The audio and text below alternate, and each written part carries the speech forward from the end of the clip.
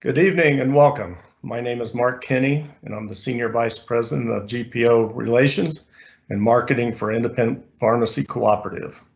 Tonight, as part of the IPC webinar series, we are pleased to present Doug Long, Vice President of Industry Relations for IQVIA. IQVIA is a world leader in using data, technology, advanced analytics, and expertise to help customers drive healthcare. I'll now turn the program over to Doug Long. Good evening, everybody. I'm sorry that we're not meeting in person, and it's 8 o'clock at night on the East Coast. I apologize to people on the East Coast. I guess it's a little more tolerable for the West Coast, but we have a lot to cover today because there's a lot going on. My last travel day was February 29th. I haven't been on an airplane or a hotel since February 29th, so I've been home. My wife and I are getting along fine. The dogs aren't, but we are.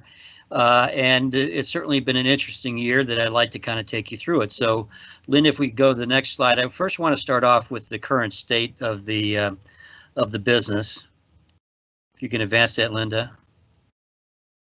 So let's go to the next slide. So the next slide will show us kind of the key happenings. So I'm going to cover the first part, market performance, in the next few slides, but to recap, dollar growth is up 4, specialty is up 10, traditional is flat, unadjusted prescriptions, meaning pieces of papers, are down 1.9, but when you adjust them to make a 90-day script, 30-day scripts, the growth is actually 2.8, which is a more germane, I think, to what's going on. 90-day scripts have got seen a big increase.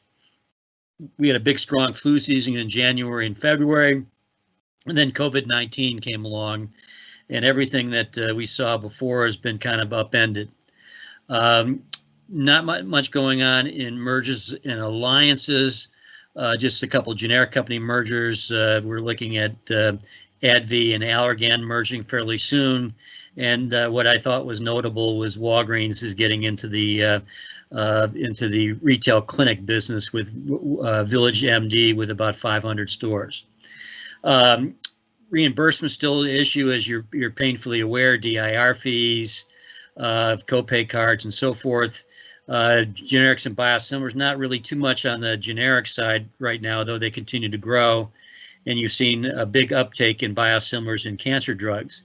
I'm going to cover a little bit of opioids, kind of to bring up everybody, and pricing and politics. We've seen in the last year, since we last were together last April, a lot of things happening, and and a lot of potential reform, but really nothing has happened in this environment. I would say that people tend to focus on drug prices, and actually the reality is the American consumer pays more out of pocket for their drugs, which are about 10% of the business, healthcare, than they do for hospitals. And the biggest thing that's inflated over the past 10 years has been hospital care, followed by, believe it or not, college tuitions. So these are the recent happenings, and let's kind of drill into this now. Next slide. So the growth in the marketplace for the total market is 4% year to date, 4.5% through the last 12 months. And when you see the most recent number slower than the previous number, it means that the market is slowing down in a dollar growth basis. Some of that has to do with COVID. Some of that has to do with the fact that there's not the price increases that we've seen in the past. And believe it or not, retail and mail is growing faster than the total market, and this is the first time this has happened in some time. And it probably has something to do with the fact that there's been fewer new patient starts in oncology and some of the non-retail classes of the trade, and we'll get into this in a bit. Now let's move to the next slide, and it shows you that the total market specialty is now about 49%, and traditional is 51%. And specialty is growing at 10, and traditional is actually decreasing by 0.4%. Now the next slide will have this just for the retail sector, and you can see that it's growing nicely in retail, and traditional is growing at 1%. but the split is very different between specialty and traditional and retail. Is that you dominate in the traditional world? 83.1% of the dollars are traditional, and 16.9% are specialty. And you would see a different thing when you looked at mail and you look at in the non-retail space. So, especially growing nicely, traditional is actually growing better than the total market. Next slide. So the areas that are growing the most in today's environment, and they've been really the same three for the last few years, is immunology, or you could say that autoimmune drugs, oncology, and diabetes. And what's moving up in the ranks is anticoagulants. In fact, that Eliquis is now the second biggest product after Humira. So the anticoagulant category really moving up. And those three categories that we're talking in specific, those big three, have had a lot of new launches in the marketplace. And see, the categories that are weakest are pain and mental health.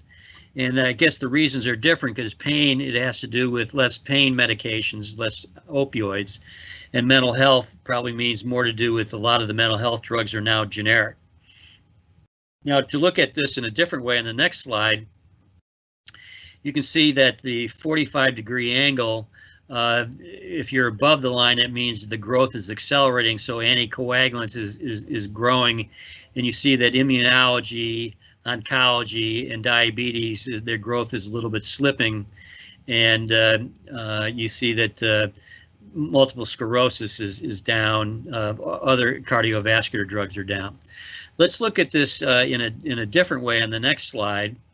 And these are the top 10 categories, and the ones that you see in green are the ones that are growing in double-digit growth: immunology, diabetes, oncology, anticoagulants, the ones that I just mentioned before. And you see that there's fairly strong growth in HIV at 9.6%, but the pain category is down 2.3%. And vaccines up 2.7, and we'll discuss this a little bit more in greater detail a little later, because the vaccines really took a step back when people were sheltering in place and not venturing out to retail pharmacies to get their vaccinations. The next slide will show you that this is the 5-year growth on traditional classes. So the 5 years, which is the right-hand side, is anti-diabetes, anticoagulants, have shown the most growth over the past 5 years, and recently you see the same things happening over the most recent year. And you see the pain category down, and nervous system disorders down, and all others down. And we'll talk a little bit more about this when we look at this on a prescription basis, to look at it in a different way. Now let's move to the next one, and this one looks at specialty. And you see immunology, oncology, HIV, and I just call your attention to viral hepatitis there. And you see that, you remember, with great fanfare, these hepatitis drugs came into the marketplace, and they quickly became a $20 billion category, and they are declined $1.2 billion over the last year and $11 billion over the last 5 years. So that doesn't mean that people all people have been cured.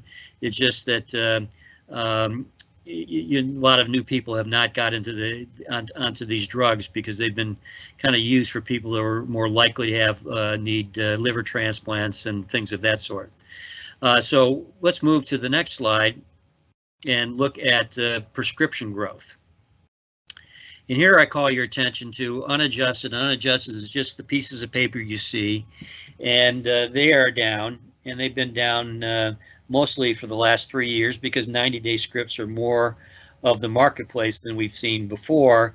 And you see the growth is, it's down 1.9 year to date on actual prescriptions, and is up 2.8 when you adjust these prescriptions, break down those 90-day prescriptions into 30-day prescriptions. Now let's move to the next slide, and just a note on generics. Generics continue to grow, they represent, when you disaggregate the branded generic category, about 90% of the prescriptions that you dispense are generics, and about 10% of the prescriptions you dispense are brands. And those generics, about 90% of the prescriptions account for about 12% of the dollar sales. So generics are quite a great bargain for the American consumer. Next slide. Now, if last year, we were looking at quarterly data and monthly data, and since COVID hit, we've been looking at weekly data, basically ever since the end of February. And on the top, on the bottom slide, bottom part of the slide is unadjusted prescriptions. This is week in comparison versus the previous year. So the week of 8/14 versus the similar week the year before.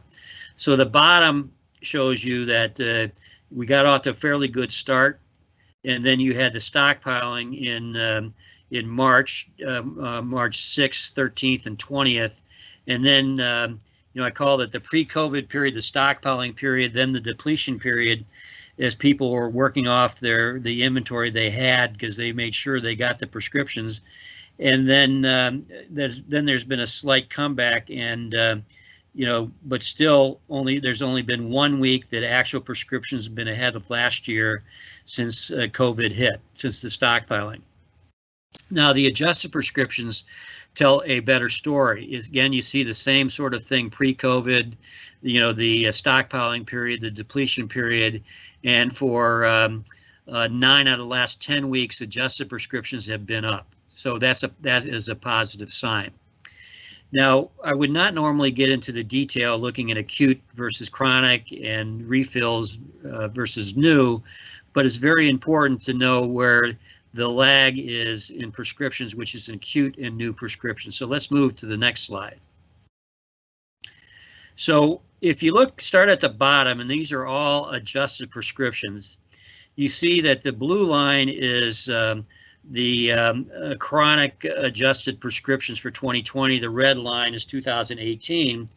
And so really those lines have been kind of together. There was a little gap in April and early May, but they kind of moved in a similar direction, and the chronic have been above last year for the last 4 weeks or so, or 8 weeks or so.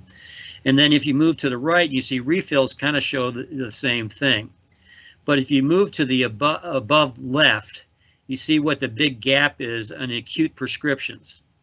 So after people stockpiling, you see that there was a big fall off in acute prescriptions. Now, some of it has to do with not having the flu season being over.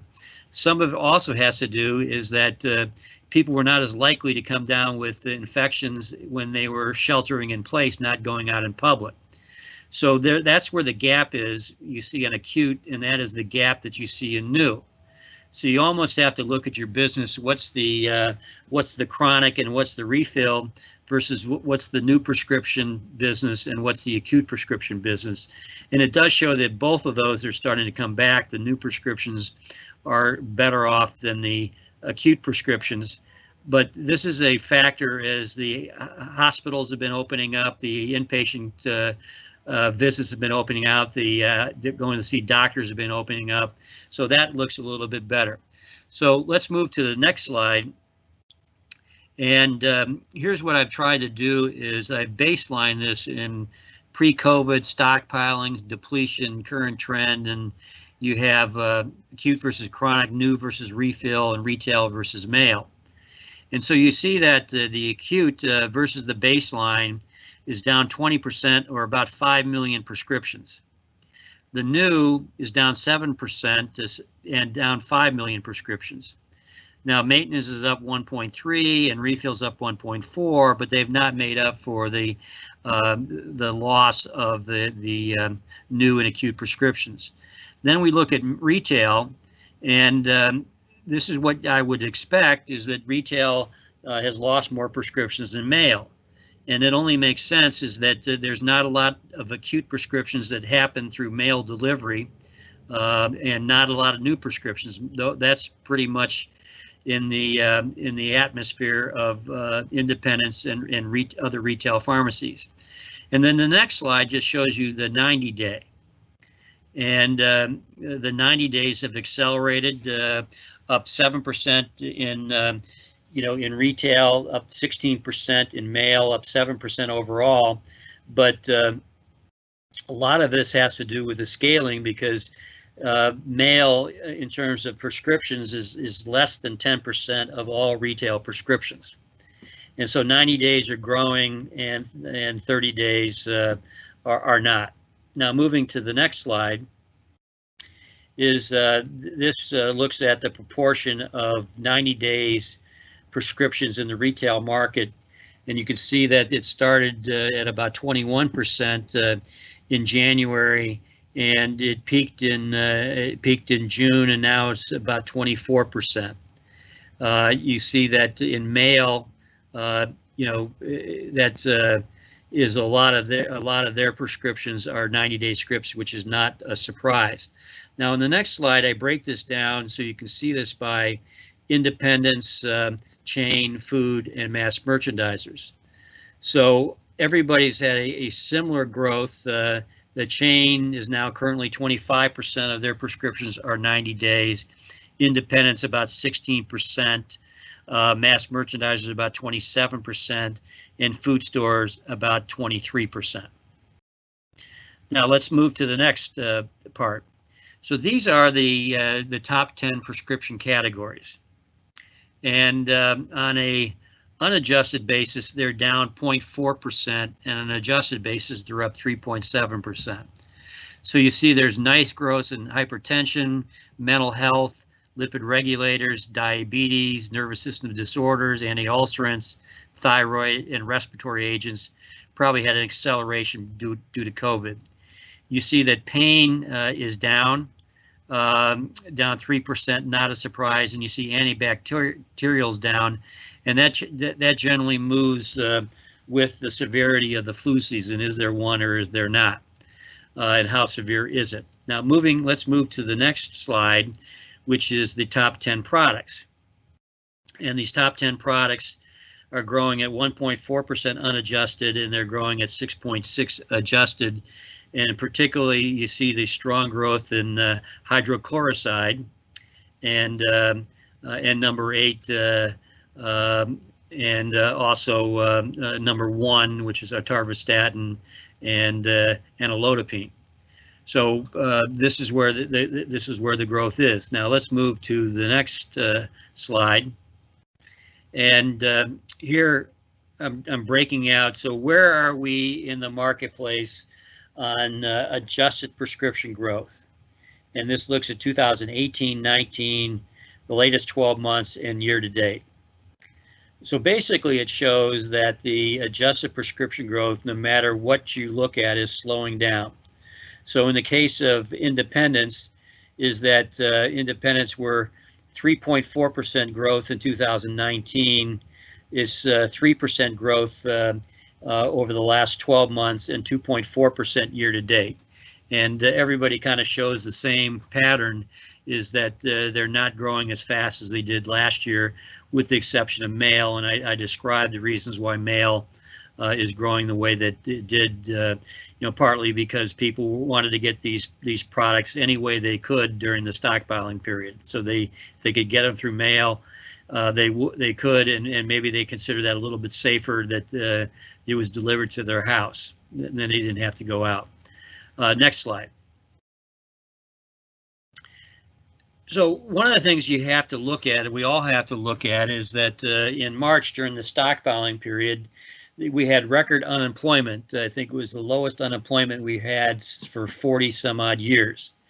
And now the unemployment rate has greatly increased, and so you want to see what's going to happen with the method of payments. And you see that third party is below where it was last year. Medicare Part D is above where it was last year. The cash is below where it was last year, and discount cards is above where it was last year. And now what I'm particularly interested in looking is at Medicaid. And we're looking to see when people started to shift to Medicaid. And it looks like it's just starting to happen now. It didn't really happen for the first half of the year. It took some 3 months after people filled their prescriptions in March Now the Medicaid numbers are ahead of last year, and that's something that you need to look at. So generally, if you look at what your patients, Medicare Part D patients, fill in your stores, they average about 21 prescriptions per year. Third party is about 12, Medicaid is about 8, and cash is only 3.1. So when they shift to Medicaid and cash out of third party, that generally will lead to fewer prescriptions. Next slide. Now I want to show you 3 slides on opioids. And a couple weeks ago, the AMA released a report that showed there was a 37% decrease in opioid prescriptions from 2014 to 2019. And at the same time, there's been an increase in naloxone prescriptions, up 1 million prescriptions in 2019. And you have a lot of state monitoring, physicians are better trained, and you get a lot more medication-assisted therapy. Now, the next slide will show you the history of the opioid market since 2006. And the opioid market peaked in 2011 and has declined ever since. And the levels now that we see in 2019 are levels that we didn't see since the start of the last decade. And the things that are down the most are the high potency morphine milligram equivalent things. So there's a lot of things that have happened on opioids. It's harder to get opioids. The day supply is not what it was before. And hypothetically, this should lead to less prescription opioid deaths. And let's go to the next slide, because I see that most states are all over and think that their opioid problem is the prescription drugs. And I would suggest to you is their opioid problem is synthetic fentanyl coming from China through Mexico and stimulants with its methamphetamines. So you can see the prescription opioid deaths declining from what their peak was in 2016 and 17. They have declined by fentanyl and stimulants and cocaine have really accelerated. So that's the issue. The issue is not prescription drugs right now. The issue is all these other ones. And what I've always find interesting is most people that died of a prescription drug overdose did not have a prescription for it in the first place. And another thing I found interesting is that, when you think back to 2011 was the peak, it took 4 more years from that to the DEA to cut quotas to make this stuff. So there's a lot of culpable people in this thing, not just the wholesalers, not just the manufacturers and so forth. I would put the DEA in that mix. Now let's move to the next slide in the next section. So in the first section, we looked at prescription demand. And if you remember, I talked about adjusted versus unadjusted.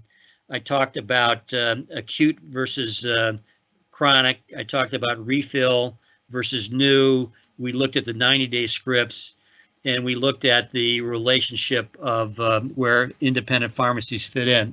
Now, this is probably something that we were probably on autopilot last year, and really I didn't think too much of it. But when things were shut down, you see what rose to the occasion was telehealth. That's the left-hand side of this chart. And really the baseline was 0. And you see the telehealth really was very much in factor in April and early May. And there was a factor because offices were shut down and institutions were shut down. So you can see how much the office visits declined during that time frame, how much the institutional visits declined. And telehealth, which was about 1% of the baseline, is now about 10% now. It's off its peak, and you see what's really coming back is office visits, and office visits will lead to more new prescriptions for you and more acute prescriptions at the same time. Now let's further probe into telehealth by looking at the next slide.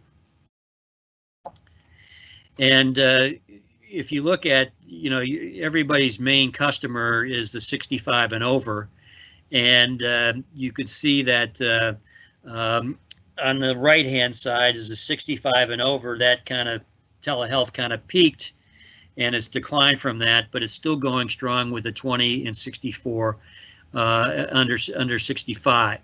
The left-hand side, the dark green line is the 65 and over, so you can see its peak. And so I think we're seeking a new normal for telehealth, but telehealth is not going to go away. It's going to be a big part of the future. It's just what part of it's going to be. Interesting enough is that my last 2 doctor visits, last one I had and one I have on Monday, have been Zoom calls. So that's going to be kind of the way of the future. Now let's go to the next slide.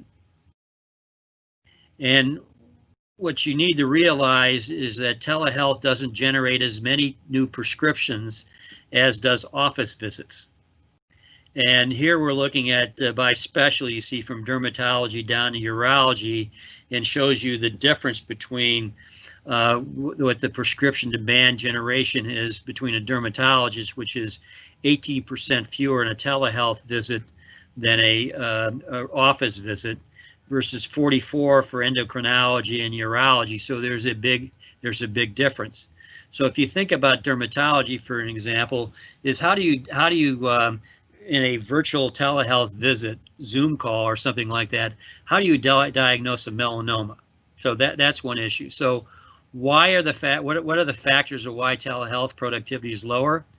Well, one is there's a willingness, there's less willingness to initiate therapy remotely, and partly that's because there's not as many diagnostics, vitals, and labs that do impede the diagnosis of new conditions, and people spend less time on a telehealth call than they do with their doctors face to face.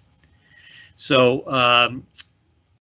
this is something to consider, is that telehealth does not yield as much new prescription activity as regular office visits. So as office visits come back, that'll generate more new patient starts. Next slide. And so these are the visits, and you can see that you see the traditional classes have come back a little bit quicker than specialty. And you see, particularly with ADHD and depression, the dark blue represents telehealth. And so telehealth has really been used greatly in ADHD and depression. Less so with migraine, GERD, HTN, and type 2 diabetes. And you don't see a lot of telehealth on the right-hand side with lupus and psoriasis. So something to consider. Now let's move to the next one. And so elective procedures is a predictive measure of what prescriptions demand is going to be.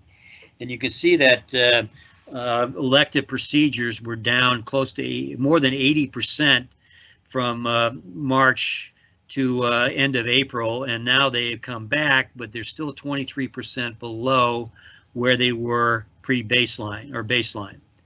And partly that's due is there's a lot of states are still locked down, like New York and New Jersey and Pennsylvania and Connecticut.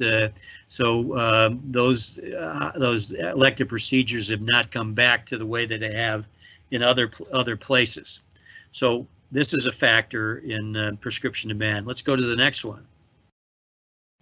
And this talks about inpatient, outpatient tests. Lab tests, because you generally need lab tests before you get elective procedures, and you see that they're way down in inpatient and outpatient, and they're increasing in urgent care and office visits. So they've come back, but not to the levels that we've seen before. So we're not back to we're not back to where we were before, and I think what we're seeing in the market is trying to seek a new normal. Let's move to the next one. And this is lab order recovery rates. They peaked in mid-June, and they're not quite. They slid a little bit off, and maybe this is because that we had a outbreak in Florida and Texas and Arizona where people got scared. But lab tests still are about 70% of what they used to be. Next slide. And of course, it depends on where you are, And I've been following, COVID very closely, and you can see that New York and New Jersey were the epicenter of that, and now the elective procedures are about 66% of what they were before. California, a bit of a mess. There's not a lot of patient recovery.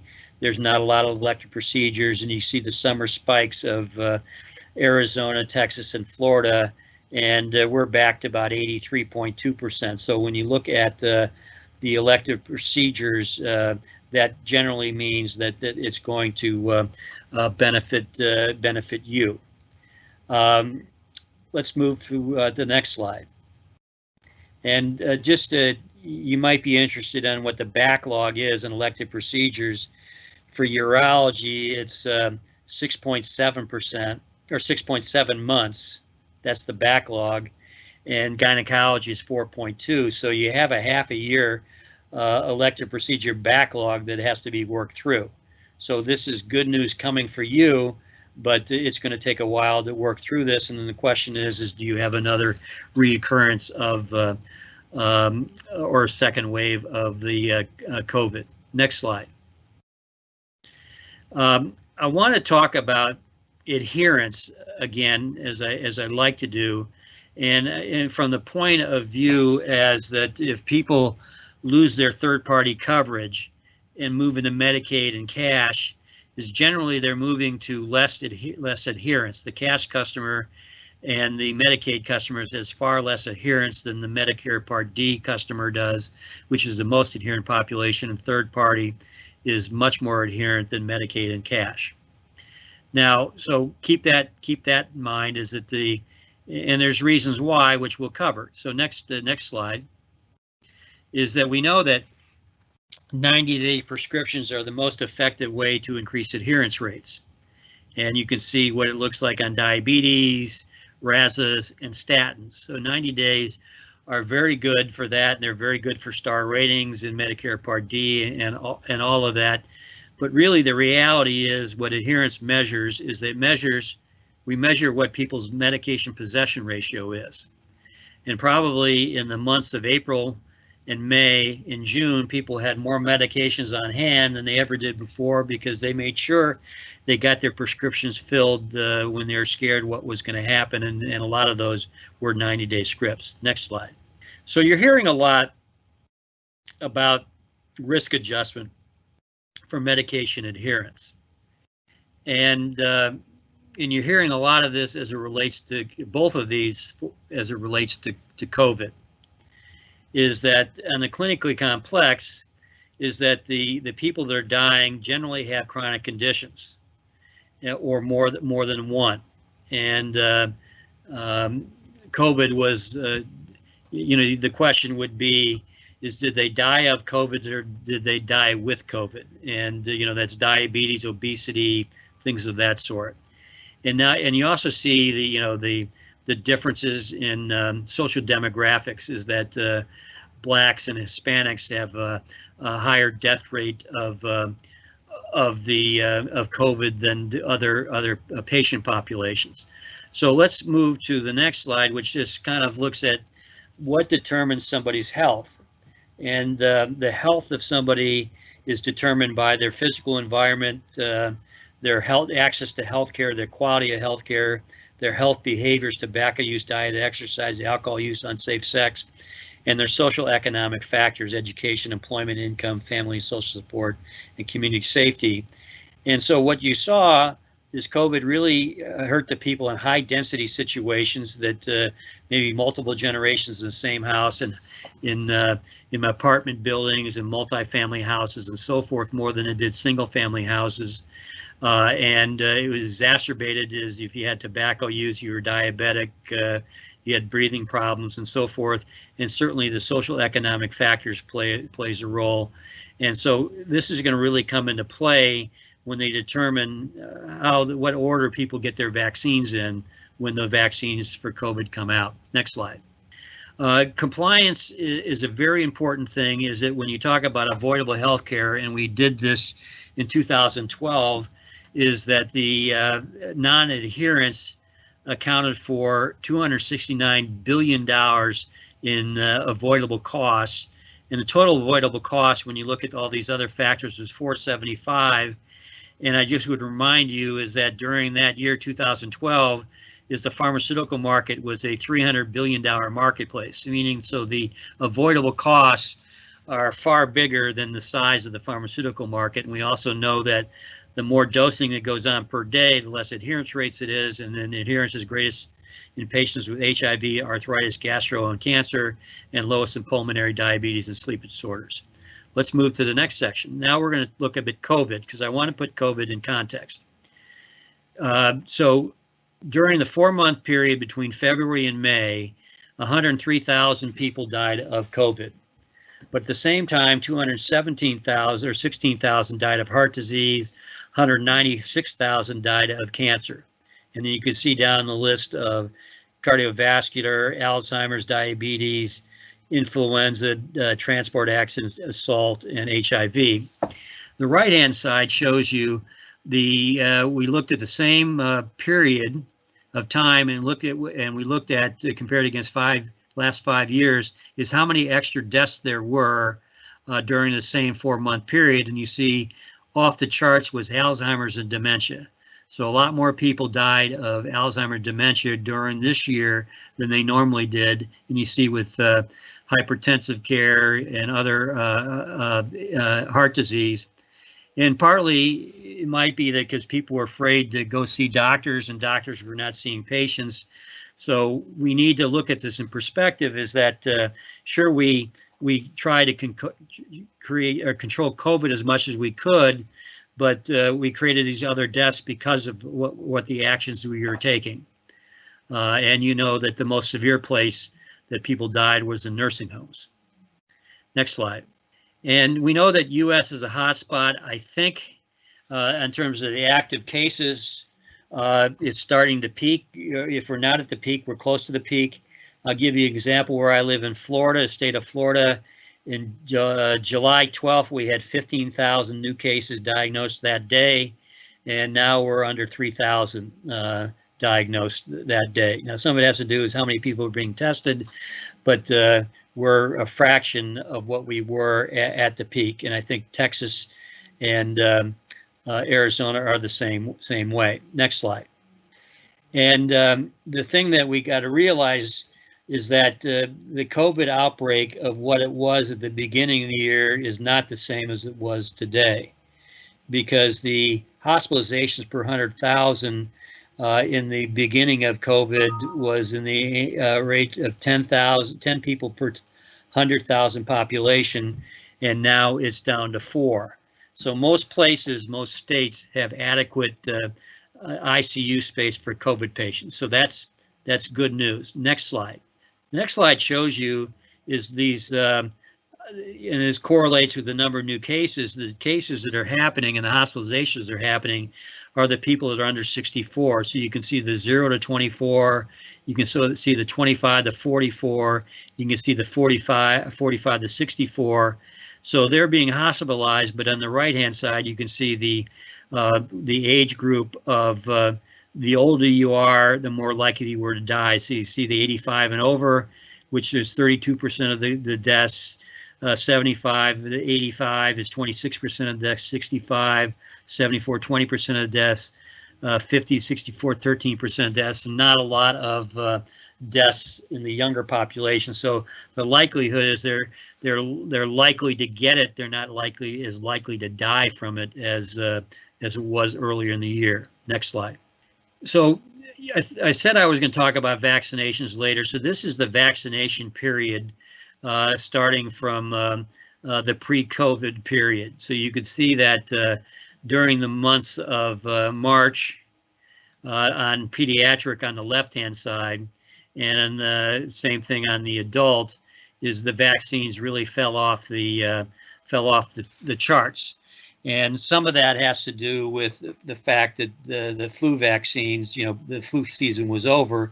But you can see that, on the bottom part, you can see, we're doing like 50% less vaccines on pediatric for a 5-week period. and even a longer period of that for the adult vaccines, Singrich being a good example because people were scared to venture out. Next slide. So I want to talk a little bit about these vaccines. And there's a lot of thought going into this, and a lot about talk about immunity, that it might need 65% of people to get the COVID vaccines to have herd immunity. You know, we learned a lot about how to treat these patients in the hospitals, and you've seen some of the things that have been experimented with. You know, because back in March, 80% of the people on ventilators never really made it out of the hospital. So there's a lot going on. So let's move to the next one. And so these are some of the vaccines that you might see. And unlike SARS in the 2009, you see that everybody and his brother is trying to do a COVID-19 vaccine. The ones in the red bars are the Operation Warp Speed finalists, and then the right-hand side shows you the different ways that they are done. You know, and they're all different. mRNA, non-recipient virus, the DNA sequences, replicating viruses, protein-based with adjunct, and you see what the kind of the timing is. So things are progressing, and we can't predict the time frame. But you need to start thinking about when these things come, because you certainly want to be the center of the universe of these vaccines. Now, some of the complexity is some of the ones likely to be out first do need minus 80 degrees cold chain.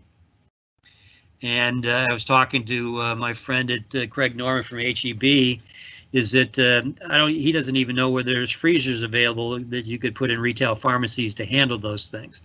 So maybe those were going to be more likely to be in institutions, but a lot of them will lend themselves to the retail marketplace. And I'll talk about in the next section your opportunity there. So let's move to the next slide.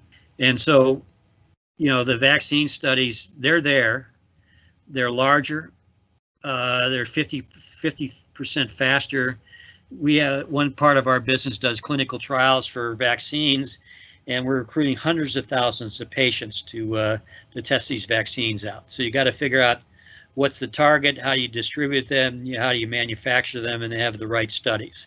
So this is very fluid and you know, changing every day. So moving to the closing thoughts. So you might be interested in this slide, and this has a lot of countries, but the dark red is the United States, and it takes us through the COVID period. And you see that you know, there was less visits, you know, in April than there were before, and those rapidly came back to the baseline. And if you compare other countries like Brazil, Chile, France, Germany, Italy, Mexico, Peru, Spain, and the United Kingdom, people weren't going to grocery stores and pharmacies. And if you happen to be Boots Pharmacy in the UK, and a lot of your stores were in airports, or pharmacies were in airports, or they were in train stations, or were in high street shopping malls, they weren't getting a lot of visits. So generally, grocery and pharmacy visits held up much better than the right-hand side is retail and recreational visits. So you see that they've not come back in the U.S. They're closer, but but they're still about 20% below, and these would be restaurants, clothes shopping, and so forth. And so just to give you an example, is that I live in Florida. I've worn long pants 3 times since February 29th. So most of the time it's in shorts, and I have really no desire to buy any more clothes because I'm not wearing the ones that I have today, or as much as I did before. Now let's move to the next one. And so this pandemic is going to end sometime, and it's key to have supply. So the supply chain came, in my mind, from retail pharmacy to wholesalers to manufacturing to logistics to hospitals, really came up strong. There was very few cases that supply was a challenge. And largely that was like sedatives for hospitals and things of that sort. And I know that Zoloft has been in short supply. So You can play a role in minimization, and I think a big role for you is testing. What's a better place to do testing than in a retail pharmacy? And treatments. The treatments will come a lot your way. Along the way, PPE, home treatments and advice, home delivery has come up big, vaccines, as I mentioned.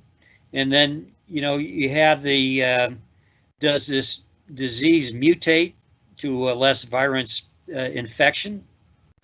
Don't know. Hard to know.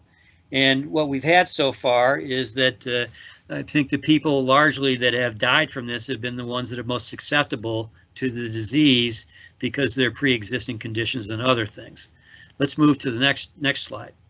So, I can't stress enough, testing. So I think the days are over, or should be over, when somebody's going to make you quarantine for 14 days once you get in the state. And I think you'll be able to test before you move from state to state. And I just saw where AbbVie came out today, has been approved. It's a $5 test that you get your results in less than an hour.